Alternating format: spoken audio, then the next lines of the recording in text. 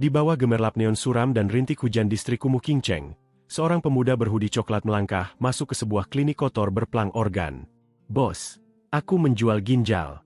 Oh, dan kornea mata," ucap Yelin tanpa ragu. Sang dokter bedah menatapnya tak percaya sambil memeriksa catatan medisnya. "Dalam 6 bulan terakhir, kau sudah menjual banyak organ dari tubuhmu. Jika kau menjual ginjal lagi, kau tidak akan bertahan lebih dari beberapa hari." Namun, Yelin hanya tersenyum tipis. Sambil memamerkan bekas luka jahitan di perutnya, ia memasang raut memelas. "Tidak apa-apa. Demi menyelamatkan adik perempuanku yang sakit parah, aku rela melakukan apa saja," ucapnya penuh keyakinan. Mendengar tekad itu, sang dokter akhirnya mengambil pisau bedahnya yang berlumuran cairan merah, dan berkata, "Baiklah, karena kau sudah bertekad." Beberapa waktu kemudian, Yelin berjalan tertatih-tatih di sebuah gang sempit, mengeluh kesakitan memegangi pelvisnya.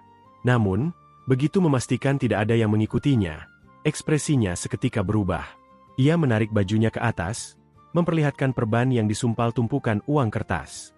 Tiba-tiba, luka sayatan mengerikan di perutnya memancarkan cahaya keemasan. Daging dan kulitnya menyatu kembali dalam sekejap. Kemampuan itu adalah regeneration. Mata merahnya menyala tajam saat ia menghitung uang 30.000 yuan di tangannya. Tawanya menggema dalam hati, mencibir apakah orang-orang benar-benar percaya pada kebohongan tentang adik yang sakit dan ibu yang sekarat. Faktanya, Yelin adalah seorang transmigrator yatim piatu. Di dunia yang hancur karena monster dan energi spiritual ini, bertahan hidup adalah sebuah mimpi buruk. Namun, ia memiliki satu rahasia, yaitu kemampuan regenerasi absolut, yang ia manfaatkan dengan menjual organ tubuhnya berulang kali demi mengumpulkan 100.000 yuan untuk biaya upacara perubahan kelas. Ia tahu bahwa hanya dengan menjadi job changer, ia bisa memegang kendali penuh atas nasibnya. Hari yang dinantikan pun tiba. Di bawah langit cerah lapangan Akademi Qingcheng, ribuan siswa berkumpul menghadap altar megah. Begitu melihat Guru Wang, Yelin segera melancarkan aktingnya dengan menggenggam tangan wanita itu, memasang wajah berlinang air mata buatan. "Guru Wang, demi mengikuti upacara ini, aku tidak punya pilihan selain mengambil pinjaman perubahan kelas." Siswa di sekitarnya berbisik cemas, karena mengambil pinjaman berisiko sangat tinggi. Jika mendapat kelas rendahan, peminjam akan menghabiskan sisa hidupnya sebagai budak utang. Namun di balik wajahnya yang tegar saat menyeka air mata palsu, Yelin menyembunyikan seringai licik. Upacara pun dimulai, dipimpin langsung oleh kepala sekolah di depan sebuah bola energi raksasa. Giliran pertama adalah Gao Dayu. Begitu tangannya menyentuh bola, cahaya kuning memancar menampilkan kelas, peternak unggas tingkat Ta. Cemoohan langsung meledak dari kerumunan, menertawakan nasibnya yang hanya mendapat kelas keterampilan hidup. Suasana seketika berubah riuh saat Dewi Akademi, Zhu Geni, melangkah maju, dan saat telapak tangannya menyentuh bola energi, ledakan dahsyat terjadi. Pusaran api merah keemasan membakar langit, membentuk siluet Phoenix raksasa. "Ini penyihir api tingkat SSS." Seru kepala sekolah dengan mata terbelalak kagum.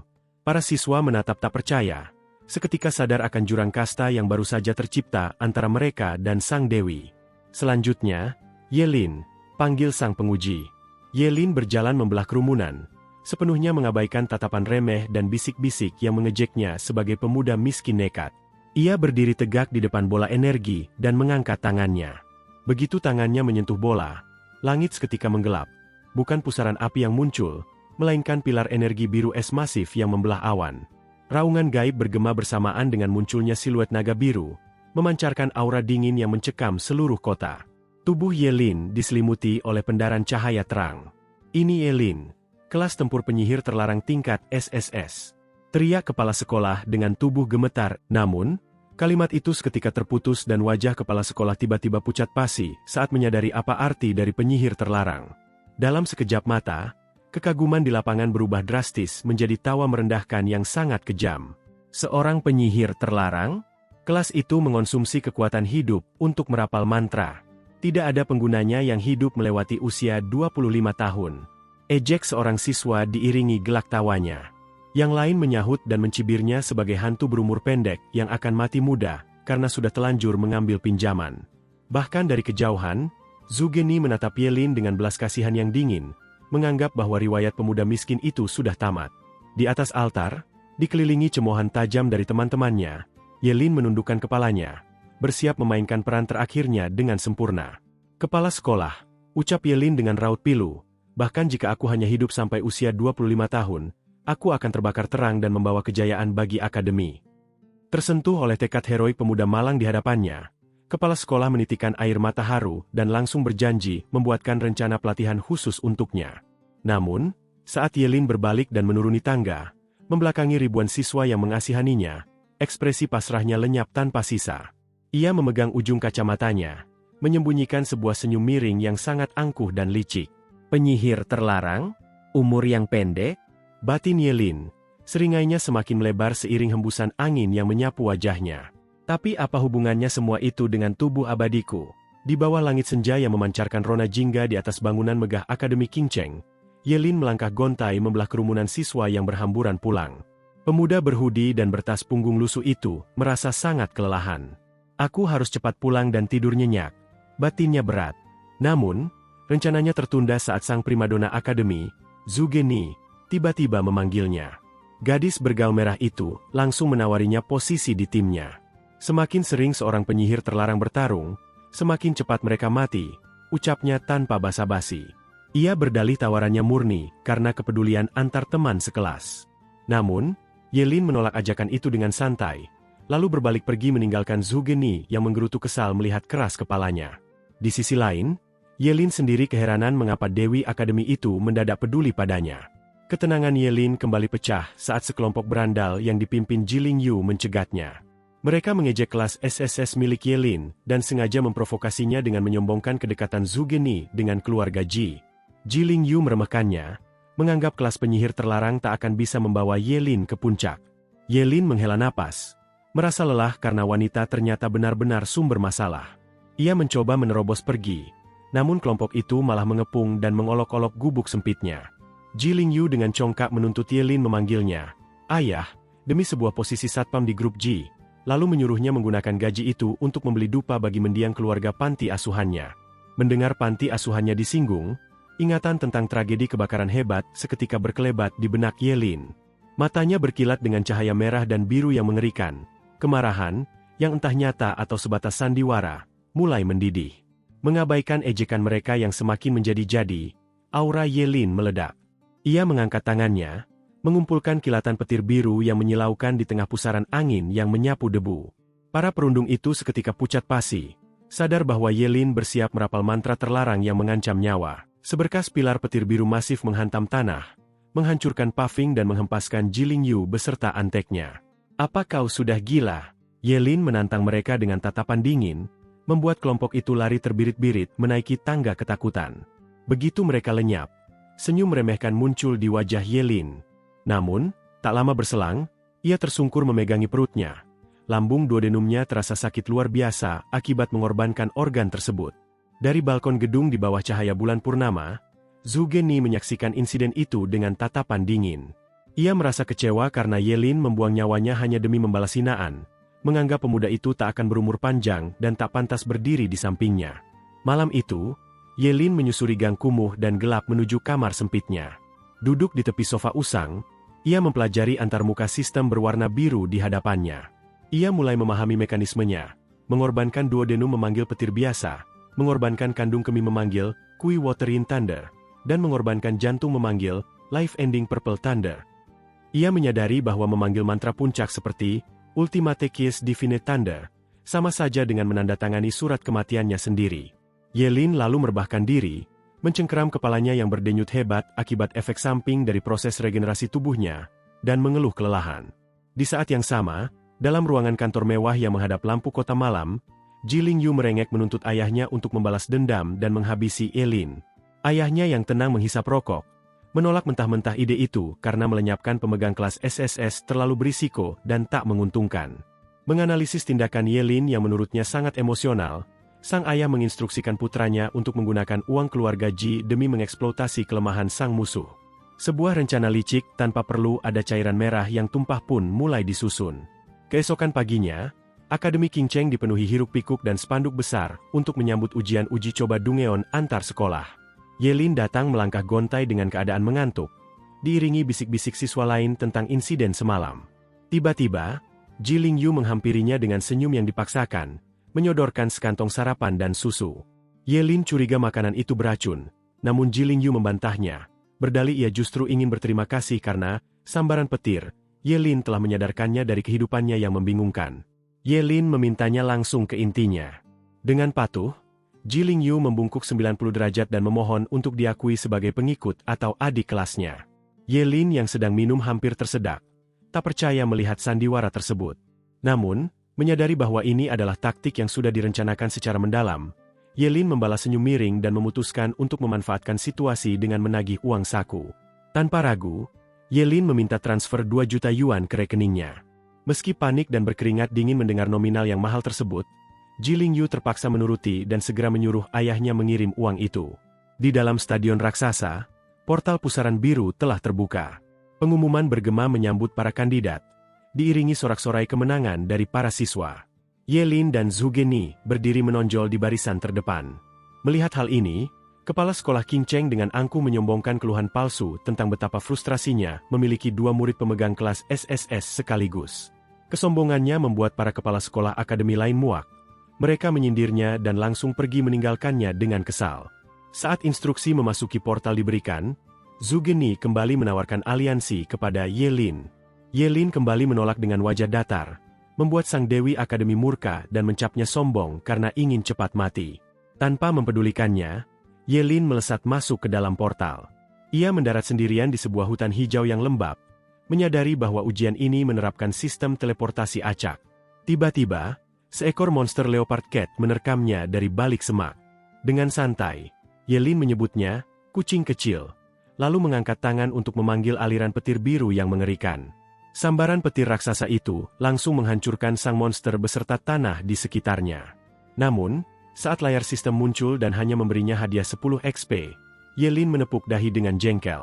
Mengingat rasa sakit mengorbankan organnya, ia mengeluh hasil ini sama sekali tidak sepadan. Sambil berjalan lesu menyusuri hutan, ia menghitung bahwa ia harus menyingkirkan 100 monster serupa hanya untuk mencapai level 2. Matanya di balik kacamata kembali menyala dengan kilau ambisi yang gelap. Ia sadar ia membutuhkan rencana yang jauh lebih baik. Ye Lin berlari kencang menerobos semak belukar, dikejar oleh gelombang besar monster yang diselimuti kabut gelap. Namun, alih-alih panik, pemuda berkacamata itu menoleh dengan senyum seringai penuh perhitungan. Ia bergumam bahwa gelombang monster yang menggelegar ini pasti akan memberinya banyak XP. Sepatunya berdecit keras saat ia mengerem dan berbalik arah, berdiri tegak menantang ribuan monster buas tersebut. Angin menyingkap poninya, dan matanya berkilat dengan niat memburu yang pekat, menantang mereka untuk menguji kemampuannya yang baru. Aura biru mengerikan meledak dari tubuhnya, membentuk siluet tengkorak iblis raksasa saat ia merapal mantra terlarang, reinkarnasi membara. Mantra itu menyapu pepohonan dan seketika melipat gandakan kekuatan, kelincahan, serta rohnya. Dengan penuh percaya diri, ia yakin monster level 10 pun akan kesulitan menahan kekuatan petir penghancur dunianya. Ye Lin melesat bagaikan bayangan, membantai ular raksasa berbisa, centaur, hingga monster humanoid ganas dengan sabetan energi gelap. Namun, di tengah pembantaian itu, tangannya mulai menghitam dan mengeluarkan asap ungu pekat akibat efek samping mantra terlarang. Merasa heran efek kehancuran tubuhnya muncul secepat itu, ia memutuskan untuk menghentikan mantra setelah sekitar 1 menit demi menyembunyikan rahasia tubuh abadinya. Sambil memegang bahunya yang terluka parah, ia merapal kemampuan Immortal Reverse Life, yang seketika meregenerasi luka mematikannya. Ye Lin lalu menjatuhkan diri, menyentuh tanah, dan memunculkan lingkaran sihir emas dengan rune kuno yang menyilaukan. Ia berteriak lantang, korbankan, dan di langit pusaran badai biru berkumpul melepaskan mantra Get the Ring, World Ender Extreme Thunder. Pilar petir raksasa menyambar, menghanguskan tanah dan melenyapkan monster-monster itu seketika. Notifikasi sistem bermunculan memberinya XP dari melenyapkan serigala abu-abu, ular berkepala 2, kalajengking besi, centaur, dan lebah, hingga akhirnya ia naik ke level 3 dan sukses membuka mantra terlarang baru, Infernal Fireburn Sky. Malam harinya, Zhu Geni berjalan hati-hati menuruni lereng ke area bekas pertarungan tersebut. Sang Dewi Akademi terbelalak pucat melihat ribuan bangkai monster telah berubah menjadi tumpukan arang. Menemukan sisa nyala api merah muda keunguan, ia menyadari itu adalah fluktuasi elemen api neraka buatan manusia yang sangat kuat, bahkan mungkin melampaui kemampuannya sendiri. Zhu Geni bertekad mencari sosok jenius tersembunyi di Qing Cheng tersebut. Di sisi lain, tidak jauh dari sana, Yelin tengah bersantai memanggang daging babi sihir bermata 3 di atas api unggun. Setelah makan lahap untuk memulihkan energinya, ia bersiap menuju area lain untuk kembali menggiling monster. Namun, Zugeni tiba-tiba muncul dari balik pepohonan, membuat gadis itu kebingungan melihat kehadiran Yelin di sana. Merasa situasi ini canggung dan takut rahasianya terbongkar, Yelin membuang muka dan berbohong bahwa ia hanya sedang memanggang makanan. Saat Zugeni menceramahinya karena berburu sendirian sebagai penyihir terlarang, Yelin langsung memotong pembicaraan dan bergegas pergi meninggalkannya. Dalam hati, ia menggerutu dan menganggap wanita itu sedikit tidak waras. Sebelum Yelin pergi jauh, Zugeni bertanya dengan serius apakah ia melihat seseorang yang mengendalikan api neraka.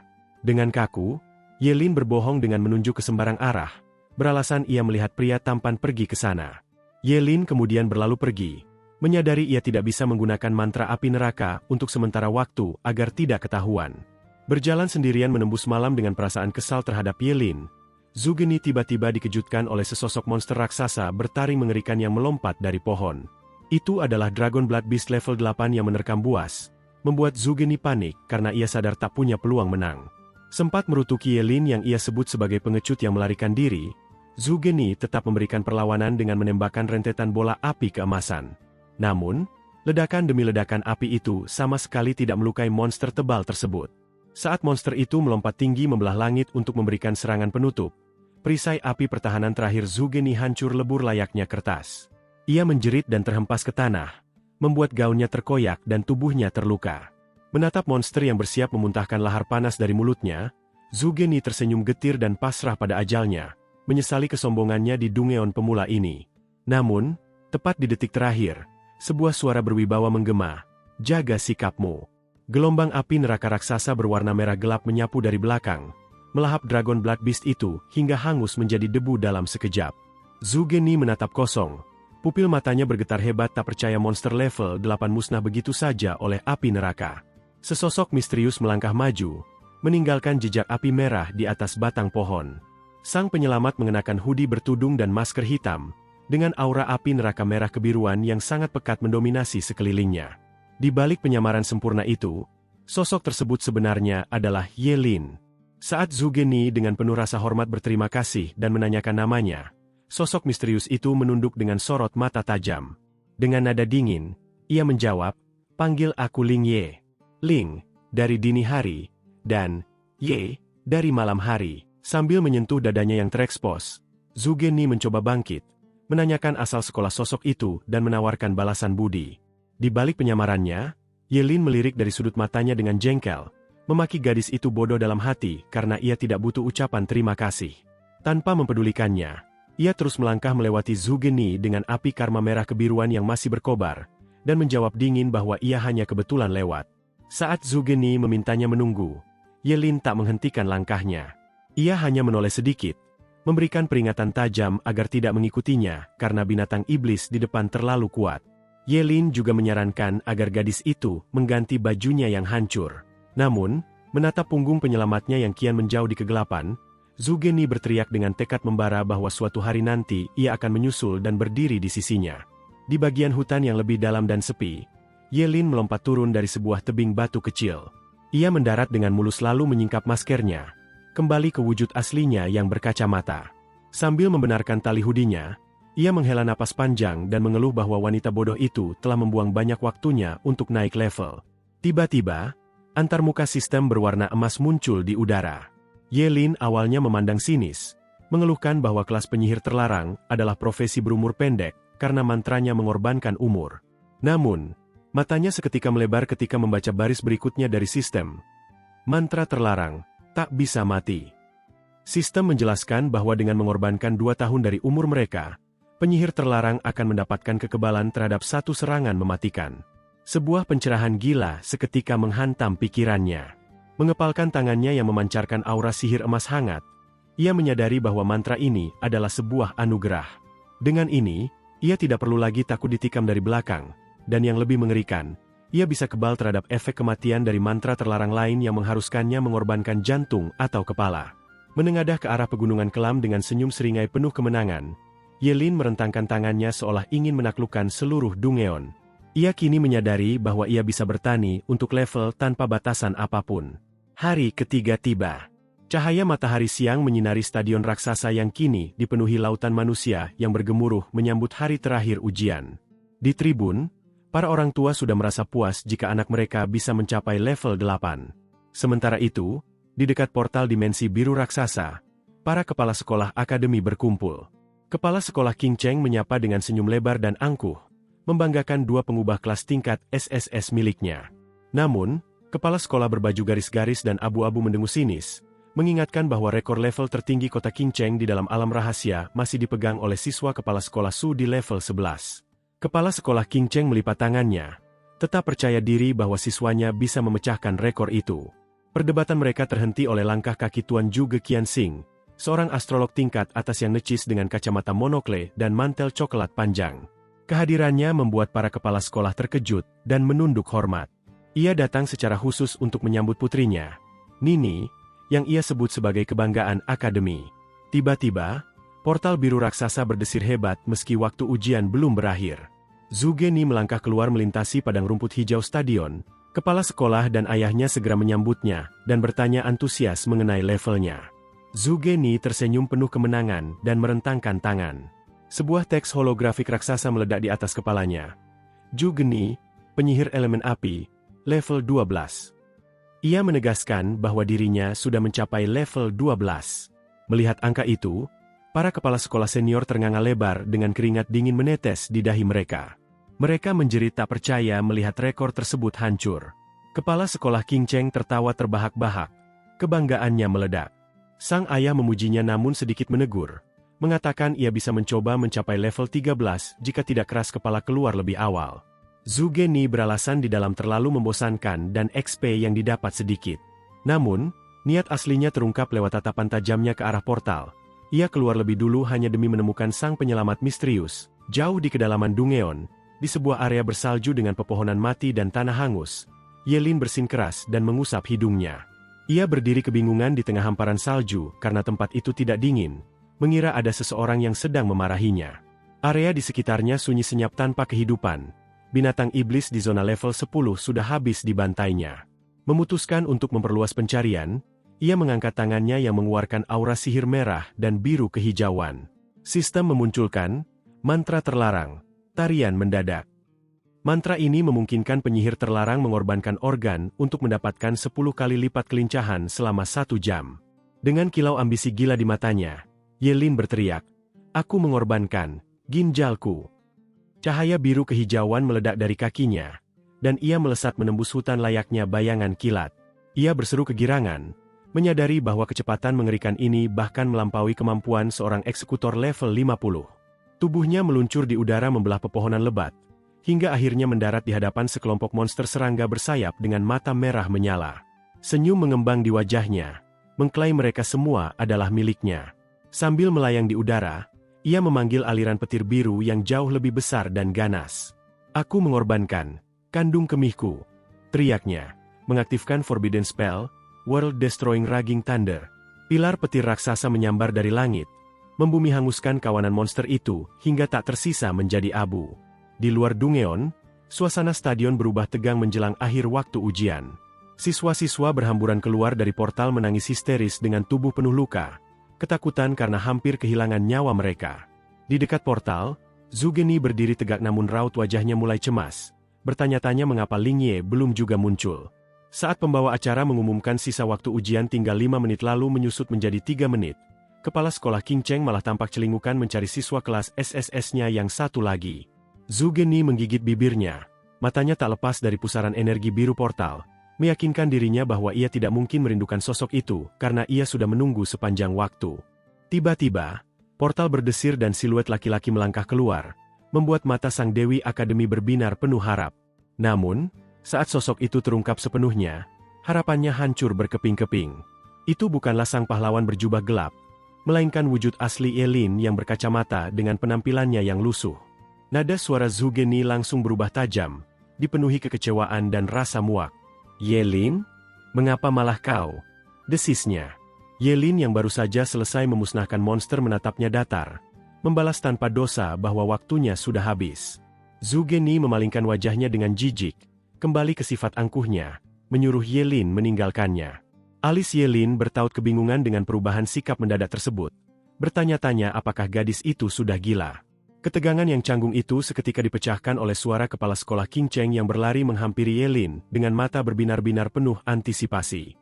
"Yelin, kau akhirnya keluar. Level berapa kau sekarang?" tanyanya penuh harap. Yelin menyapanya dengan santai, bersiap mengungkapkan hasil akhirnya di bawah tatapan meremehkan Zhu Geni dan sorot penuh harap sang kepala sekolah. Semua orang kini menanti angka apa yang akan muncul di atas kepala sang penyihir terlarang tersebut. Kerumunan hanya melihat panel sistem holografik di atas kepalanya yang seketika memicu kehebohan luar biasa. Angka tersebut menunjukkan bahwa ia telah mencapai level 16. Para guru panik berhitung. Mereka menyadari bahwa ia pasti telah melenyapkan 1.200 binatang iblis level 10 untuk mendapatkan 12.000 XP di alam rahasia pemula. Sementara kepala sekolah Qing Cheng tertawa bangga, Zhu Geni hanya melipat tangan dan menatap dingin.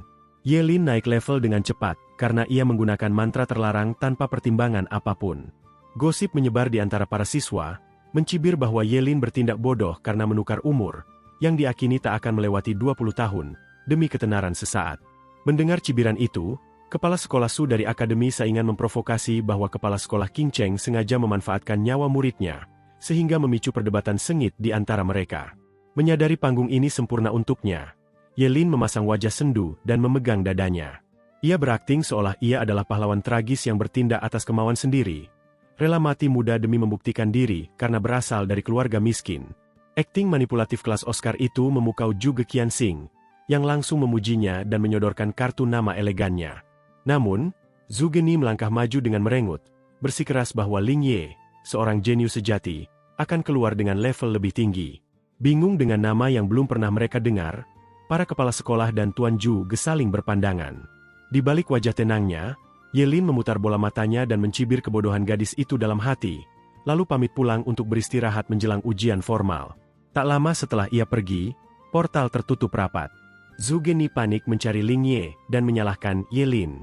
Ayahnya sempat mencurigai bahwa Yelin adalah Ling Ye, namun Zhu Geni menolaknya mentah-mentah, bersikeras bahwa Yelin adalah pengecut yang kabur saat melihat Dragon Black Beast dan tak mungkin mahir elemen api. Sesampainya di apartemen kumuhnya sambil terus bersin karena merasa dibicarakan, Yelin dikejutkan oleh ketukan keras di pintunya. Tamu tersebut adalah manajer Wang dari perusahaan Nao Bawang. Mengabaikan ruangan yang lusuh, pria berjas rapi itu menawarkannya bayaran 3 juta yuan untuk menjadi bintang iklan sebotol cairan oral yang diklaim bisa meregenerasi sel dan membuat awet muda. Tergiur uang besar yang cukup untuk menggantikan penjualan hatinya, Yelin langsung menenggak sampel tersebut tanpa curiga. Rasanya memang enak, namun pandangannya seketika kabur, ruangan berputar, dan ia pun jatuh tak sadarkan diri di atas sofa. Seringai sinis seketika menggantikan senyum ramah Wang, ia menelepon bosnya untuk melaporkan kesuksesan jebakan mudah tersebut. Yelin dibawa keluar sebuah klinik bedah kumuh di distrik bawah tanah, dibaringkan di atas papan kayu bekas. Dari dalam kegelapan, sang bos melangkah keluar. Ia ternyata adalah dokter pasar gelap berjas biru muda yang tempo hari membeli seluruh organ Yelin. Setelah mengancam dan mengusir bawahannya untuk berjaga, sang dokter memeriksa tubuh Yelin yang pingsan. Keringat dingin membasahi dahinya saat ia menyadari sebuah realita yang menampar kewarasannya. Seluruh organ yang telah dijual Yelin kepadanya kini telah tumbuh kembali dengan sempurna. Didorong ambisi gelap untuk menguasai rahasia regenerasi organ, sang dokter tertawa menggelegar membayangkan kekuasaan dan kekayaan yang akan segera ia genggam. Namun, tepat di puncak kegilaannya, sebuah fluktuasi energi merah menyala yang sangat mematikan meledak di belakangnya. Hawa panas menusuk punggung sang dokter, membuat tawanya tercekik dan otot wajahnya menegang ngeri. Saat ia menoleh perlahan, ia mendapati sang penyihir terlarang yang abadi telah terbangun dari biusnya. Kengerian sang dokter memuncak saat melihat Yelin duduk dengan santai menyilangkan kaki di atas kursi kayu, menatapnya dengan tajam. Tak percaya obat biusnya gagal bereaksi, dokter itu berteriak histeris. Yelin menanggapi dengan dingin, lebih penasaran mempertanyakan bagaimana mereka bisa melacaknya. Merasa diremehkan, sang dokter membangkitkan aura ungu gelap dan mengungkap identitasnya. Ia adalah Jiu Liang, seorang pendekar pedang bayangan level 20. Ia menarik belatinya, mengancam agar Yelin menyerah. Mendengus sinis melihat level musuhnya, Yelin memutuskan untuk tidak menggunakan elemen api agar tempat itu tidak terbakar habis. Ia memunculkan sistem dan mengorbankan matanya untuk memanggil mantra terlarang. Mata embun beku abadi. Gelombang energi es yang luar biasa dingin seketika menyapu gang, menelan tubuh Jiu Liang dari pinggang ke bawah ke dalam bongkahan kristal es raksasa. Dalam kepanikan buta, Jiu Liang menusukkan belatinya sekuat tenaga ke es tersebut. Namun senjatanya malah hancur berkeping-keping. Dipenuhi teror absolut, ia menjerit histeris tak percaya bagaimana seorang pemula level 16 bisa mengalahkannya dalam satu gerakan. Ye Lin berjalan mendekat dengan santai. Setelah melontarkan pertanyaan, Ye Lin menyimpulkan sendiri dengan logika mematikan bahwa Jiu Liang pasti merahasiakan kemampuan regenerasinya dari orang lain demi keuntungan pribadinya. Tanpa ampun, kepalan tangan Ye Lin yang diselimuti energi gelap menghancurkan es abadi tersebut, meremukan tubuh Jiu Liang dan mengakhiri hidupnya dalam sekejap. Sambil memegangi perutnya, Ye Lin menjauh dari tumpukan es yang hancur. Karena jengkel telah meminum cairan kotor, ia memutuskan untuk mengorbankan lambungnya. Sebagai bayarannya, rentetan pilar energi petir biru masif menghujam dari langit malam, membumi hanguskan anak buah Jiu Liang yang mencoba melarikan diri di luar gang. Hanya tersisa satu orang bawahan berpakaian compang-camping yang merangkak ketakutan di tanah.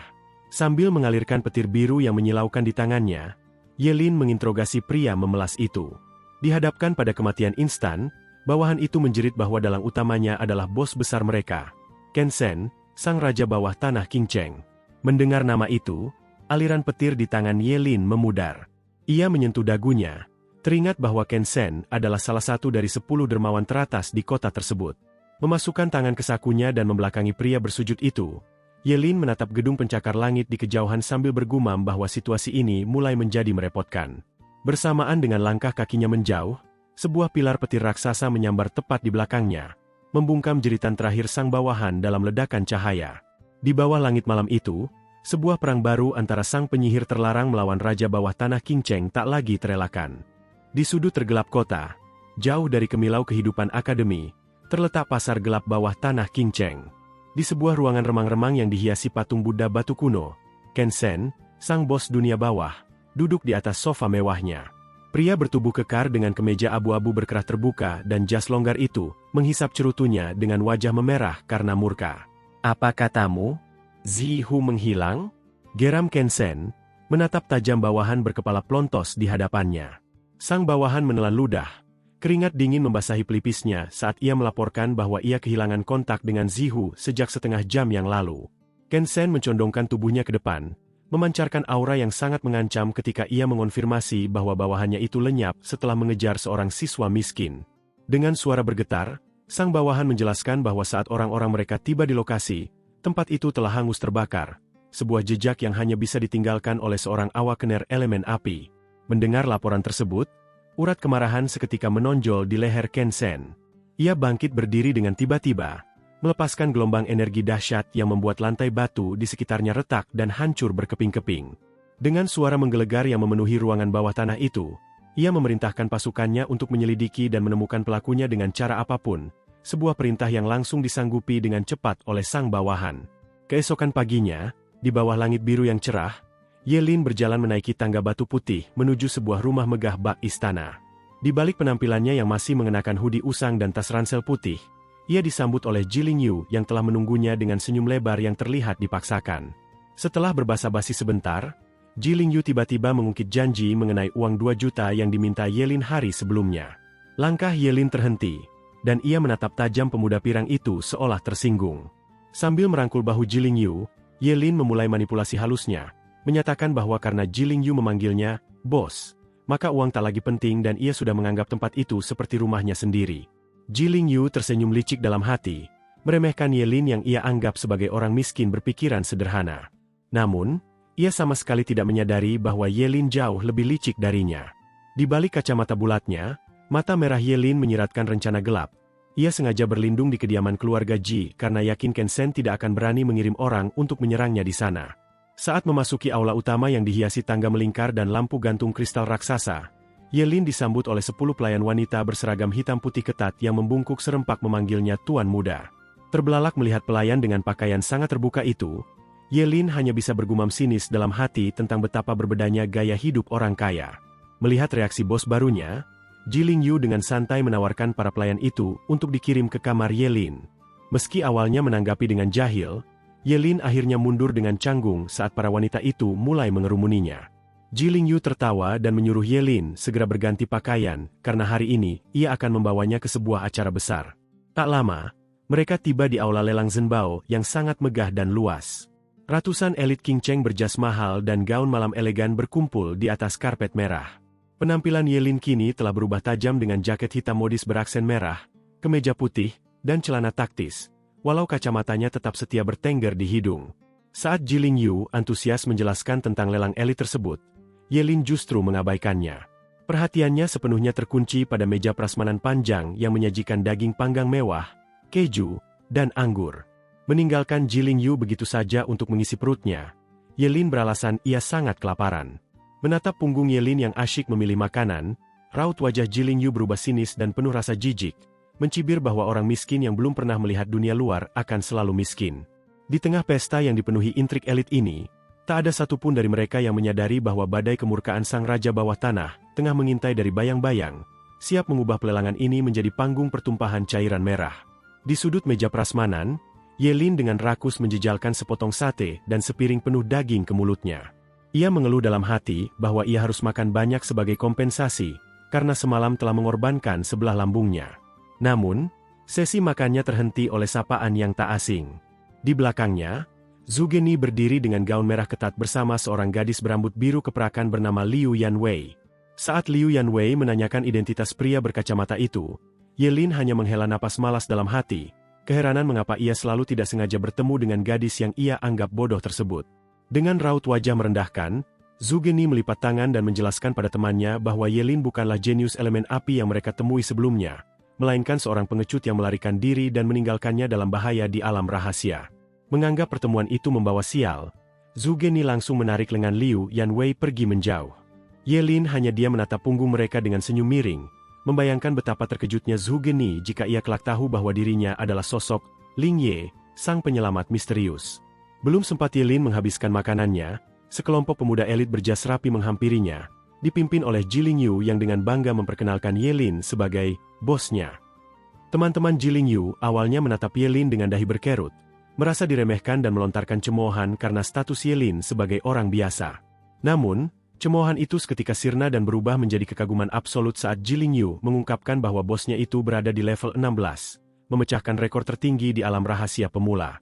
Memainkan perannya dengan sempurna, Yelin tersenyum bijak dan merendah.